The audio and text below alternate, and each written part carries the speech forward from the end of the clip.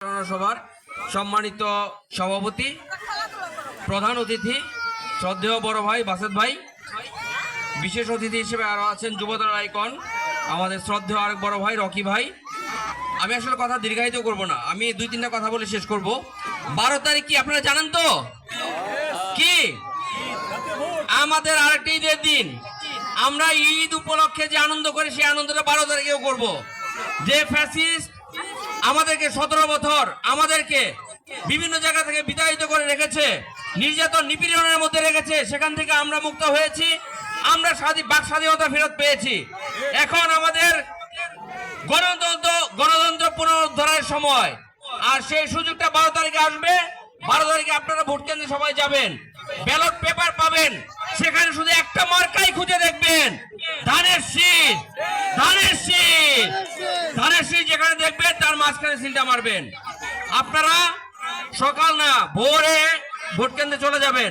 আপনি যাওয়ার আগে নব্য যে ফ্যাসিস্ট যারা চরিত্র ধারণ করেছে তাদের মতো কেউ যেন আপনার সামনের লাইনে দাঁড়াতে না পারে, কারণ আপনার সামনে দাঁড়িয়ে সে ওখান থেকে আরেকটা ষড়যন্ত্র করার চেষ্টা করবে। আপনি যে ভোটটা 5 মিনিটের মধ্যে দিয়ে কমপ্লিট করে চলে আসবেন, তারা হয়তো 20 জনে মিলে 5 ঘন্টা পার করে দিবে, আপনাকে ভোট দান থেকে বিরত রাখার চেষ্টা করবে। খুব খেয়াল করবেন এই জায়গাটা। আপনারা ধানের শীষের কান্ডারি ঢাকা 19 আসনের ডাক্তার দেওয়ান মোহাম্মদ সালাউদ্দিন বাবু ভাইয়ের হাতকে শক্তিশালী করবেন, তাকে নির্বাচিত করে তারেক রহমানের হাতকে শক্তিশালী করে বাংলাদেশ জাতীয়তাবাদী দলকে বাংলাদেশ পরিচালনার আসীন করবেন আপনারা ইনশাআল্লাহ। এবং যত ধরনের ষড়যন্ত্র হবে সকল ষড়যন্ত্র মোকাবেলা করার জন্য সোচ্চার থাকবেন, চোখ কান খোলা রাখবেন। এবং আমি আশা করব আপনারা 10 তারিখে আমাদের যে প্রচারণা শেষ হবে, সেই প্রচারণা শেষ হওয়ার পরেও আপনারা আপনাদের ঘরের মা বোনদের এবং আশেপাশে যখন বাড়িঘর থাকবে তাদের সঙ্গে কথাবার্তায় আমাদের প্রচারণা চালিয়ে যাবেন অন্যভাবে, যেন আমাদের যে নীতি আছে সেই নীতির বিরুদ্ধে কোনো কাজ না হয়। আমি আর কথা দীর্ঘায়িত করব না, সকলের সুস্বাস্থ্য কামনা করছি।